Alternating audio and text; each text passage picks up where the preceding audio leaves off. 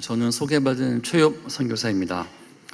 지난 50년 남서울교회를 인도하신 주께서 오늘 예배 자리에 나오신 모든 성도님들에게 은혜 주시길 바랍니다. 다문화 공동체의 타문화 선교라는 제목으로 하나님 말씀을 증거하겠습니다.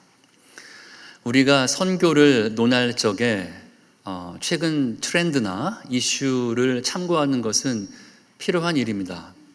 그러나 우선적으로 가장 중요한 것은 하나님 백성의 존재 양식, 즉 신구약을 통틀어서 하나님이 설계하신 하나님 백성의 존재 양식 안에서 선교를 발견하는 것이 더 중요합니다. 왜냐하면 선교는 어제나 오늘이나 동일하신 하나님의 초문화적이며 초시대적인 사역이기 때문에 그렇습니다. 그래서 오늘은 구약과 신약에 나타난 하나님 백성의 존재 양식 속에 드러난 선교를 살펴보고자 합니다. 구약은 이 출애굽 이스라엘 중심으로 살펴볼 것이고, 신약은 사도행전의 안디옥 교회를 중심으로 다루어 보겠습니다. 이 두 공동체, 우리의 모델이 되는 이 두 공동체를 비교해 보면서 우리가 발견하게 될 것은 바로 오늘 설교의 제목인 다문화 공동체의 타문화 선교입니다. 먼저 출애굽의 이야기 속으로 들어가 보겠습니다. 이스라엘 민족은 무려 430년을 애굽에서 종살이, 노예살이 했습니다. 세계 7대 불가사의라고 말하는 이집트의 피라미드 누가 쌓았습니까? 히브리인들이 쌓았습니다. 우리가 히브리 하면은 두 가지 뜻이 포함되어 있습니다. 첫 번째는 히브리 그러면 강을 건넌 사람들이라는 뜻을 가지고 있어요. 아브라함이 갈대아 우르에 있을 적에 하나님의 부르심을 받고 유브라데스 강을 건너서 가나안 땅으로 들어갔습니다. 그래서 저들은 히브리인 그러면 강을 건넌 자들이라는 뜻이 있고요. 두 번째 뜻은 하비루라고도 하는데 그것은 노예의 일반 명사입니다. 무시받고 천대받는 노예들이라는 뜻이 있어요. 하나님께서 모세를 부르셔서 너는 바로에게 가서 이렇게 전하라. 그 말씀이 무엇이었습니까? 히브리 사람의 하나님 여호와께서 말씀하시기를 내 백성을 보내라. 그들이 나를 섬길 것이다. 하나님은 자기 자신을 소개할 때 히브리 사람의 하나님이라고 스스로를 명명하셨습니다. 물론 바로는 듣지 않죠. 핫비루들의 신을 내가 왜 따른단 말인가. 그래서 우리가 알고 있는 것처럼 당시 최고의 강대국이었던 나일강 문명의 찬란한 애굽이 열재앙으로 박살납니다. 그리고 히브리인들이 출애굽을 하는 것입니다. 이때 혈통적 아브라함의 자손들만 출애굽했을까요? 그렇지가 않습니다. 우리가 성경 출애굽기 12장 38절을 보면은 중다한 잡족이 그들과 함께 하였다라고 말합니다. 중다한 잡족. 어감이 좀 그렇지만 이것을 개역개정에서는 수많은 잡족이라고 표현했습니다. 구약의 하나님 백성의 탄생인 출애굽에 참여했던 민족은 혈통적 아브라함의 자손만이 아니었습니다. 강을 건넌 아브라함 자손 히브리인들과 함께 똑같이 애굽의 철권 통치 아래 숨죽이며 평생 벽돌을 만들고 벽돌을 쌓았던 수많은 핫비루들이 열재앙과 유월절의 영광을 보고 함께 출애굽해서 처음부터 선민 역사에 참여한 것입니다. 그들은 한두 민족이 아닙니다. Mixed multitude, 중다한 잡족, 매우 많은 민족들이었다고 말합니다. 한번 생각해 보십시오. 우리 출애굽 1세대 가운데 요단강 건너서 약속의 땅에 들어간 사람은 둘밖에 없습니다. 누구죠? 여호수아와 갈렙입니다. 여호수아는 당연히 이스라엘 유대인인데 갈렙이 유대인인가요? 이스라엘 백성인가요? 그렇지가 않습니다. 갈렙은 그니스족 속 여분네의 아들 갈렙이에요. 그가 후에 유다 지파에 편입이 되지만 그는 이방인입니다. 그래서 출애굽했던 모든 민족 가운데 이스라엘 대표가 여호수아고 이방인 대표가 갈렙, 그 둘만 가나안 들어갑니다. 갈렙의 이름 뜻이 뭐예요? 개입니다. 개. 이스라엘 사람들은 이 개가 저주의 상징입니다. 이방인의 상징이잖아요. 죽은 개 같은 나를, 개와 이방민 멸시하는 이름인데 절대로 자기 자녀에게 갈렙이라는 이름을 주지 않아요. 우리가 성경 인명사전을 검색해 보면 뭐 마리아 치면 한 7명 나오잖아요. 갈렙 쳐보십시오. 몇 명 나오나? 1명밖에 안 나옵니다. 이방의 개가 선민 역사에서 리더가 되는 겁니다. 그래서 그들이 처음부터 이스라엘 백성은 다문화, 다민족 공동체로 시작을 했는데 그들이 이제 타문화를 향해서 보냄을 받습니다. 오늘 본문을 기억해 보십시오. 내가 애굽 사람에게 어떻게 행하였음과 내가 어떻게 독수리 날개로 너를 업어 내게로 인도하였음을 너희가 보았느니라. 이것은 지금 이스라엘이 출애굽해서 시내산에 와 있는 상태입니다. 그래서 시내산에서 내가 너희를 왜 불렀는 줄 아느냐? 라고 목적과 의미를 말씀하시는데 세계가 다 나에게 속하였나니 너희가 내 말을 잘 듣고 내 언약을 지키면 너희는 모든 민족 중에서 내 소유가 되겠고 너희가 내게 대하여 제사장 나라가 되리라.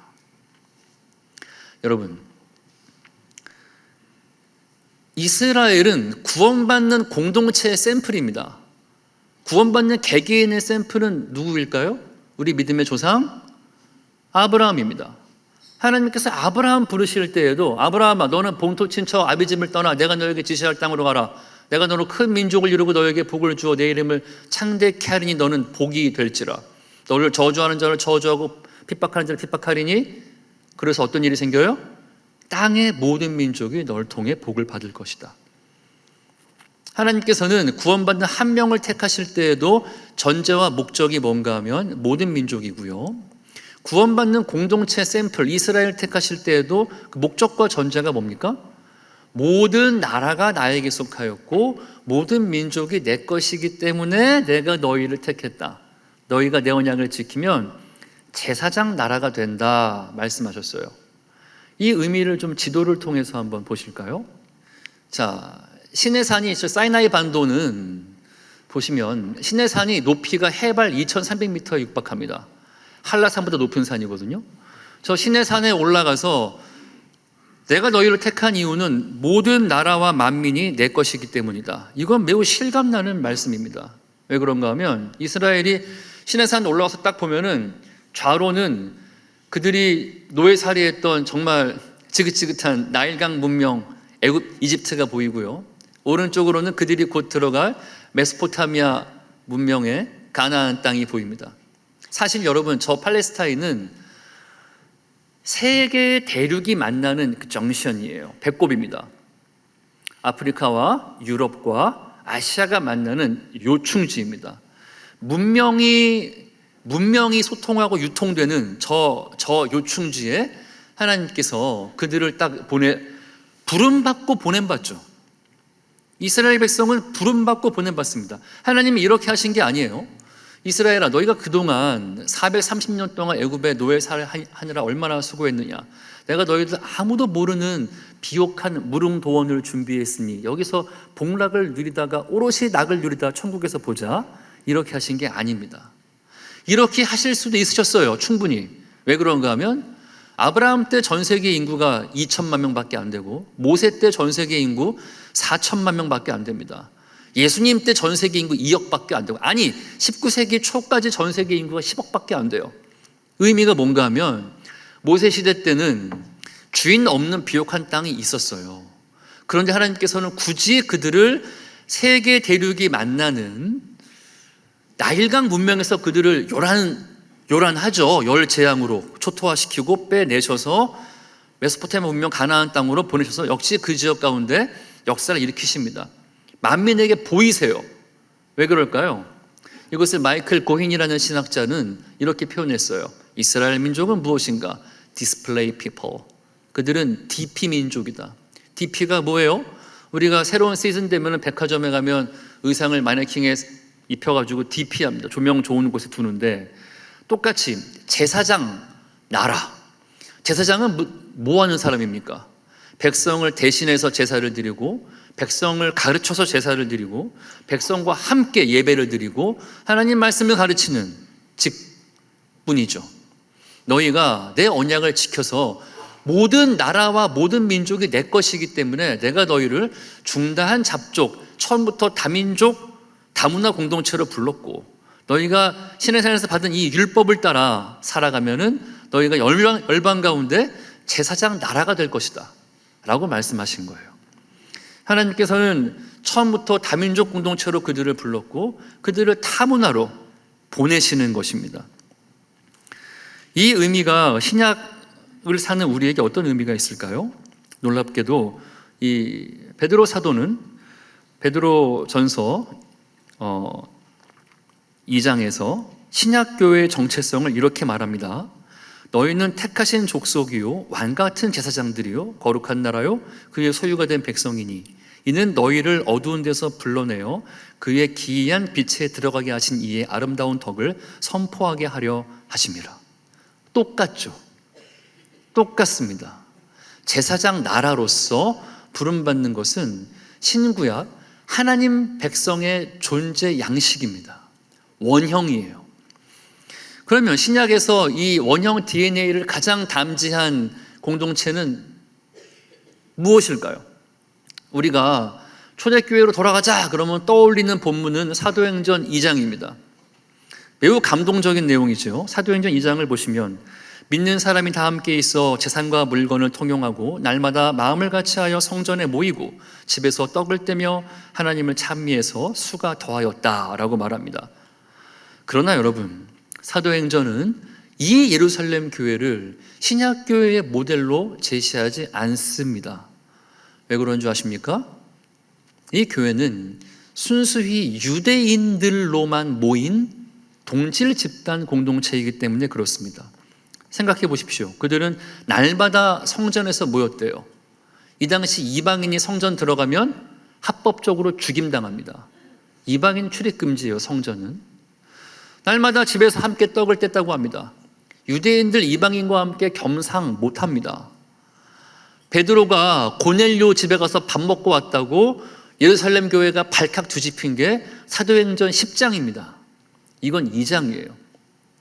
2장에 우리가 보면 이 감동적일 것 같은 이야기, 형님, 이모, 누님, 아우님, 고모님 하는 이 아름다운 공동체의 모습은 실은 동질 집단에 불과합니다. 사도행전이 말하는 교회는 복음이 유대인을 넘어 이방인에까지 전파되는 것이고, 이것이 에베소서가 말하는 우주적인 교회죠. 가까이 있는 우리 유대인들과 멀리 있는 이방인들, 원수되었던 우리가 모퉁이 노리신 예수님을 통해서 함께 지어져 간다.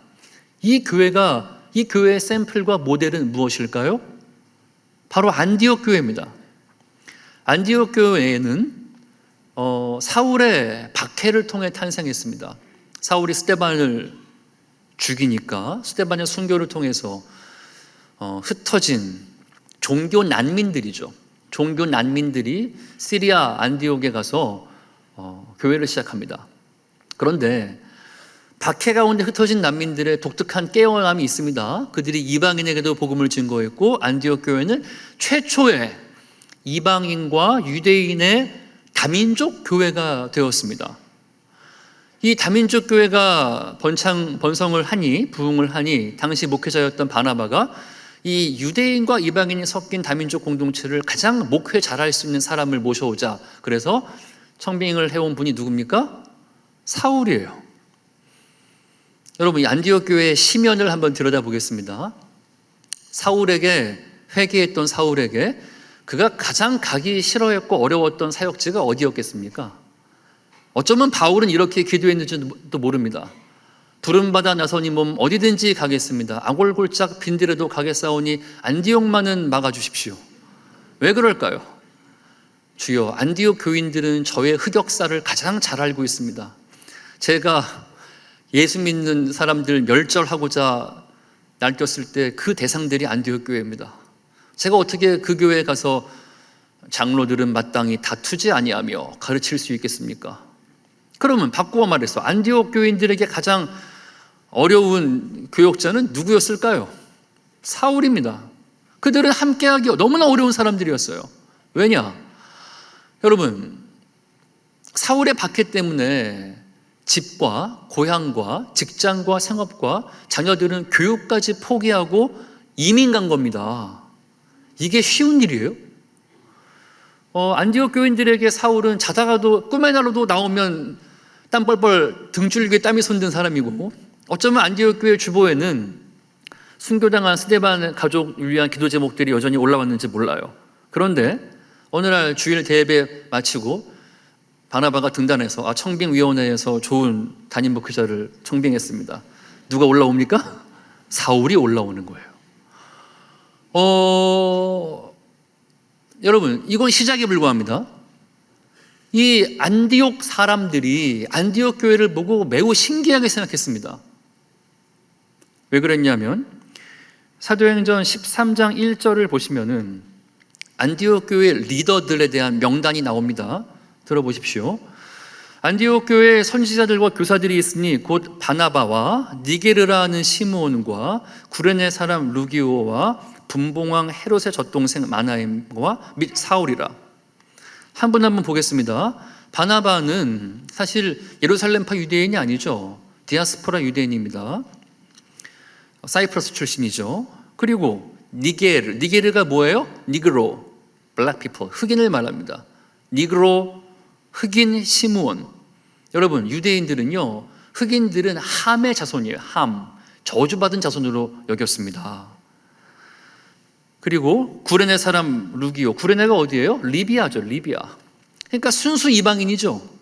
그리고 분봉왕 헤롯의 젖동생, 이 예수님을 핍박했던 헤롯 안티파스의 최측근 젖동생 마나엔이 그 안에 있었고, 그리고 교회를 핍박했던 사울이 그들의 리더예요. 이러한 리더십을 가진 교회는 일부러 만들려고 해도 만들기가 어려워요. 근데 이것이 안디옥 교회였고, 이러한 리더십들의 그들이 교육을 받았을 적에 안디옥 사람들이 그 안디옥 교회를 향해서 제자들이 비로소 안디옥에서 그리스도인이라 불리었더라 라고 성경은 말합니다. 제자들이 예루살렘 교회에서 그리스도인이라는 칭호를 못 들었어요. 여러분, 당시 안디옥은요, 인구 50만의 로마 제국의 3대 도시였고 메가시티입니다. 그 50만 인구 중에 고증을 따르면, 역사를 따르면 7만 명이 유대인이었어요. 그래서 안디옥 사람들은 알고 있어요. 유대인들이 어떻게 지내는지, 이방인과 상종하지 않고 그들끼리 모이고 알고 있어요. 근데 처음에 안디옥 교회가 생겼을 때 그들은 저건 유대교회 분파인가 보다 했습니다. 마치 예루살렘 교회가 밖에서 보기에는 유대교회 분파처럼 보였습니다. 유대인들만 모여 있으니까. 근데 웬걸? 안디옥 사람들이 보기에 도저히 함께 할 수 없는 사람들이 함께 있는 겁니다. 어떻게 저들이 함께 하지? 라고 뜯어봤더니 그리스도 때문이네. 그리스도를 주로 고백하는 것 때문에 함께 할 수 없는 다문화 다민족 사람들이 함께 교회를 만들고 있네. 그리스도가 위대하시네. 그래서 저들을 그리스도인이라고 칭했던 겁니다. 우리가 세상에서 그리스도인의 칭호를 받는 것은 동질 집단, 정말 나랑 있으면 편한 집단, 동일한 소셜 클래스, 동일한 경제 수준, 동일한 교육 수준, 동일한 학군, 동일한 취미, 그래서 모이기만 해서 찬양만 부르면 화음이 생기는 그 포근한 공동체, 그 동질 집단의 심화성이 깊어져 갈 때 그것을 그리스도인이라고 칭하지 않습니다. 동질 집단 머무르지 않고 복음의 심화성과 선교의 개방성을 함께 담지한 그 모습을 보고 세상은 그리스도인이라고 그들을 불렀던 것이죠. 바로 이때 성령께서 안디옥 교회에 선교, 타문화 선교를 명하십니다. 사도행전 13장 2에서 3절에 이렇게 말합니다. 주를 섬겨 금식할 때에 성령이 이르시되 내가 불러 시키는 일을 위하여 바나바와 바울을 따로 세우라 하시니 이에 금식하고 기도하고 두 사람에게 안수하여 보내니라. 이 문맥을 보면 마치 성령께서 이렇게 하시는 것 같습니다. 오케이, 합격이다. 세상 사람들이 안디옥 교회를 보고 그리스도인이라고 불렀으면 합격이다. 안디옥 교회의 DNA, 안디옥 교회의 복음과 안디옥 교회의 교회론이라면은 열방에 이식할 수 있고 열방이 카피할 수 있는 교회론과 복음이다. 안디옥 교회 사자들을 선교사로 보낸다. 그래서 하나님께서 그들의 리더였던 사울과 바나바를 선교사로, 타문화 선교사로 보내는 것입니다. 오늘의 이야기를 한번 정리해 보겠습니다. 하나님 백성의 존재 양식은 구약의 출애굽 때나 신약의 사도행전 교회나 똑같습니다. 중다한 잡족이 함께 모였고 도저히 함께 할 수 없는 사람들이 모였는데 너무나 나와 다른 사람들이 이방인의 개가 민족의 리더가 되었고 예수와 교회를 핍박했던 사람들이 교회의 리더가 되었습니다. 여러분, 사실 만약에 우리가 3,500년 전에 이집트에 살았다면 여기 계신 분들이 우리가 바로 중다한 잡족인 겁니다. 제가 실은 오늘 설교의 제목을 잡족들의 선교라고 할까 하다가 제가 잡것 취급받을까 봐 일부러 안 썼는데 4부 때는 서로 잡족에게 인사합시다 하려고 합니다. 여러분, 우리가 잡족이에요. 바울이 말하잖아요. 너희가 유대인이 아니다. 너희가 원래 돌 감람나무인 너희가 참 감람나무에 접목됐다고 말합니다. 우리가 잡족이에요. 우리가 사실 그 언약에 들어가지 못할 사람들이었습니다. 그러나 하나님의 크신 사랑과 은혜로 우리가 그 언약 백성이 되었고 하나님께서 이 역사를 우리를 통해서 동일하게 확장하고자 하시는 겁니다. 이것을 우리가 어떻게 적용할 수 있을까요? 제가 두 가지로 말씀드리고 싶습니다. 첫 번째는 선교의 DNA는 하나님의 백성이 나와 다른 다민족과 다문화를 포용하는 모습으로 시작됩니다. 여러분, 우리는 본능적으로 사도행전 2장의 교회를, 예루살렘 교회 같은 그 교회를 편안하게 생각합니다. 얼마나 좋아요. 날마다 성전에 모여서 형님, 누님, 아우님 하면서 떡을 떼고 비슷한 사람들끼리 모여 있는 곳입니다. 여러분, 역사적으로요, 그러한 기독교 공동체는 동호회로 끝납니다. 동호회로 끝나고 더 나아가 볼까요? 상조회로 끝납니다. 이게 유럽 교회 역사예요. 여러분, 우리 교회가 동호회를 지나 상조회로 끝나면 되겠습니까?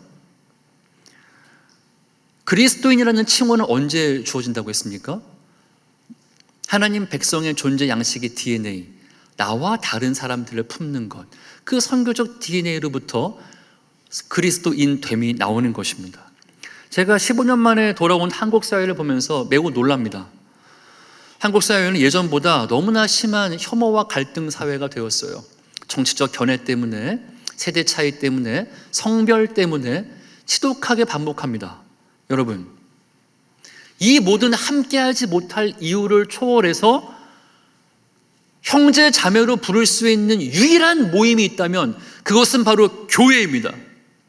왜 그런가 하면은 교회는 남녀노소 빈부귀천 유무식을 막론하고 예수님을 주로 고백하는 순간 형제와 자매가 되는, 예수님을 머리로 둔 몸된 유기체이기 때문에 그렇습니다.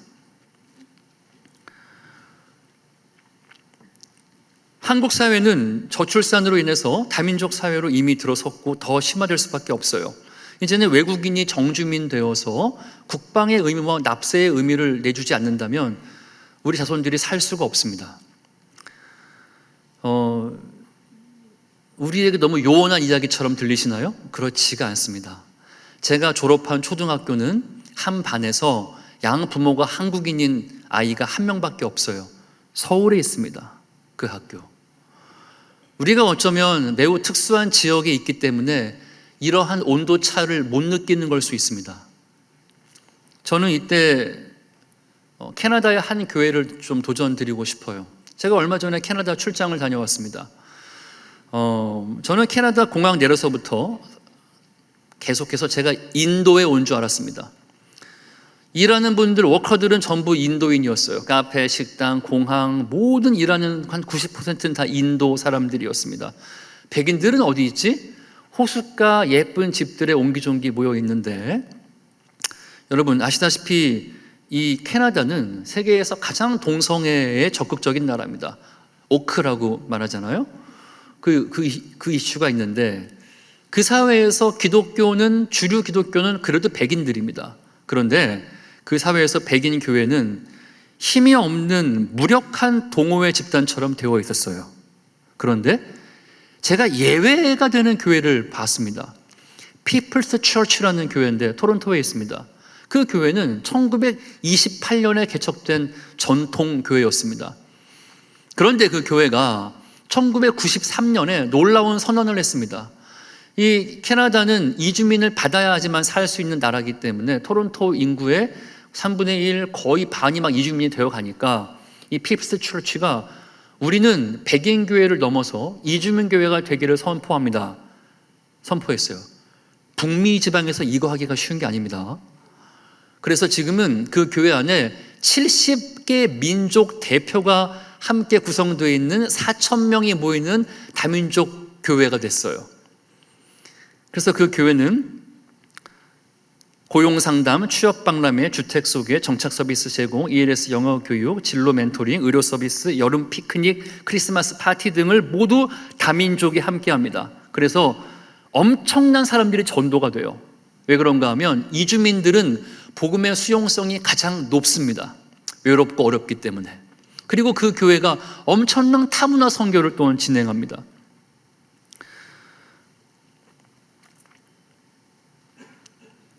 나와 다른 다민족 다문화를 품는 공동체가 되는 것은 여러분 특별한 사역이 아닙니다. 그것은 구약과 신약에서 말하고 있는 하나님을 주로 고백하는 하나님 백성의 원형인 것입니다. 두 번째 적용점, 안디옥 교회는 금식하며 타문화 선교사를 파송했습니다. 여러분 그들은 왜 금식했을까요? 여러분 초대교회는 가난했습니다.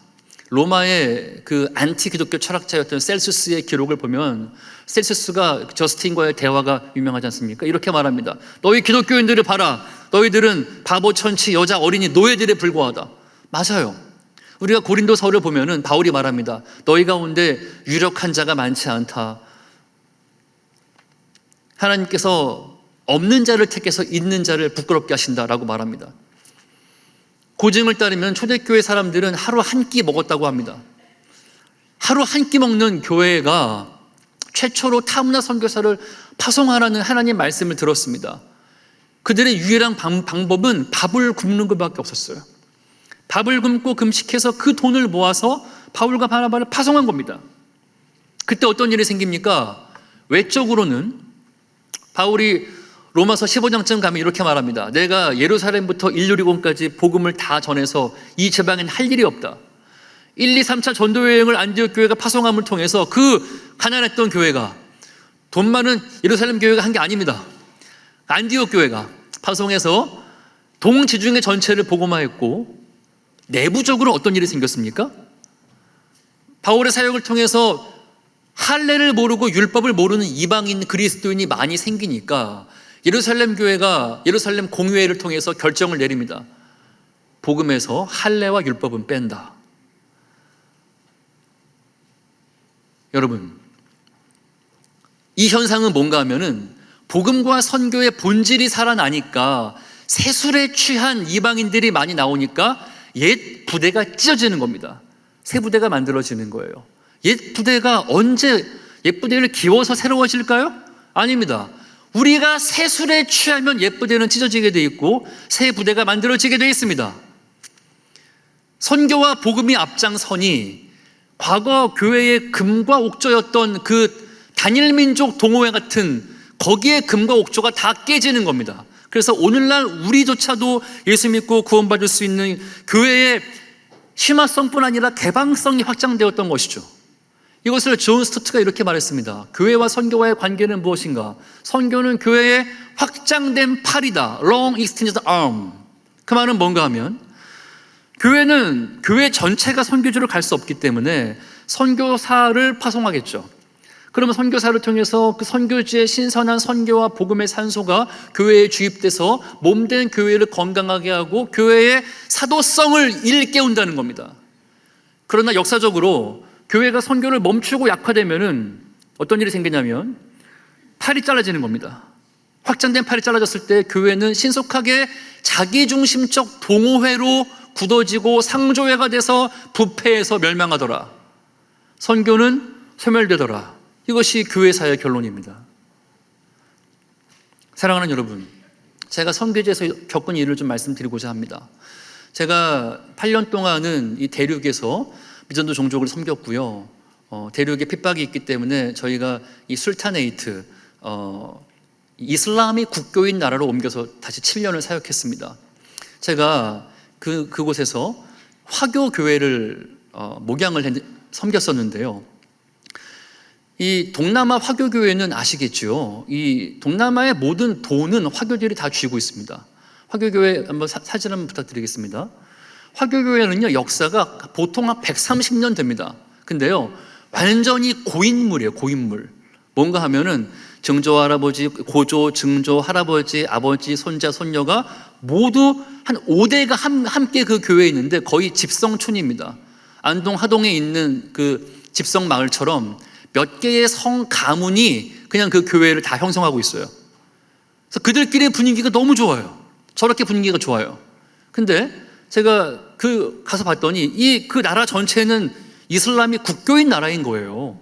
옆에 말레이 무슬림들이 있는데 반개종법이 있기 때문에 무슬림에게 복음을 전하는 건 불법이에요. 그래서 완전히 교회가 개토화되어 있습니다. 화교들은 돈도 주고 있고 복음도 있는데 그들끼리만 모여요. 그래서 제가 선교 훈련을 하고 도전했어요. 무슬림을 품어야 됩니다. 난리가 났어요. 이렇게 말했습니다. 차라리 우리에게 돈을 내라 하십시오. 차라리 우리에게 돈을 내서 멀리 있는 선교지에 선교만 하게 해주십시오. 안 됩니다. 하나님 백성은 미셔널 DNA는 뭔가 하면 부름받고 보냄받는 이 땅의 정체성입니다. 그래서 다음 사진 보시겠어요? 몇몇 화교교회가 여기에 응답을 했어요. 그래서 어떤 변혁을 일으켰냐면 교회에서 점심을 할랄 뷔페로 바꿨어요. 할랄 음식 아시죠? 이슬람만 먹을 수 있는 음식인데 여러분 이게 쉬운 결정 같아요? 쉬운 결정 아니에요. 교회가 그 다민족 다문화를 품기 위해서 할랄 뷔페를 만드니까 누가 왔어요? 무슬림들이 오는, 히잡을 두른 무슬림들이 저렇게 교회 앞마당까지 오는 겁니다. 물론 폭발적인 개종이 일어나진 않았어요. 그건 아주 어려운 일입니다. 시간이 걸려요. 그런데 이 경계를 넘은 교회들에게서 하나님의 능력이 나타나기 시작했습니다. 예를 들어서 한 무슬림이 교회 안으로 들어왔습니다. 그때 모든 성도는 긴장합니다. 이거 가지고 수를 걸면 걸릴 수가 있어요. 근데 무슬림 아주머니가 목사님 어디 계십니까? 기도해 주세요 라고 말한 거예요. 와우, 이거 누가 찍거나 걸면은 진짜 큰일 납니다. 근데 화교 목사님이 눈을 질끈 감고 잠깐 기도했습니다. 다음 날 그 아주머니의 남편이 찾아왔어요. 목사님 어디 있냐고. 목사님이 올 게 왔구나, 감옥 가는구나 하고 제가 목사입니다 그랬는데 우리 아내의 암이 나왔습니다. 여러분, 교회가 동질 집단 형님, 아우님, 누님, 이모님 모임으로 굳어질 때는요 그리스도인 됨의 역사가 나타나지 않아요. 지난 50년 우리 교회를 인도해 주신 하나님께서 앞으로도 새로운 시대에 부름받고 보냄받은 선교적 DNA가 우리 가운데 충만해져서 다민족과 다문화를 품고 타문화 선교에 동참하는 우리 모두가 되기를 주의 이름으로 축원합니다.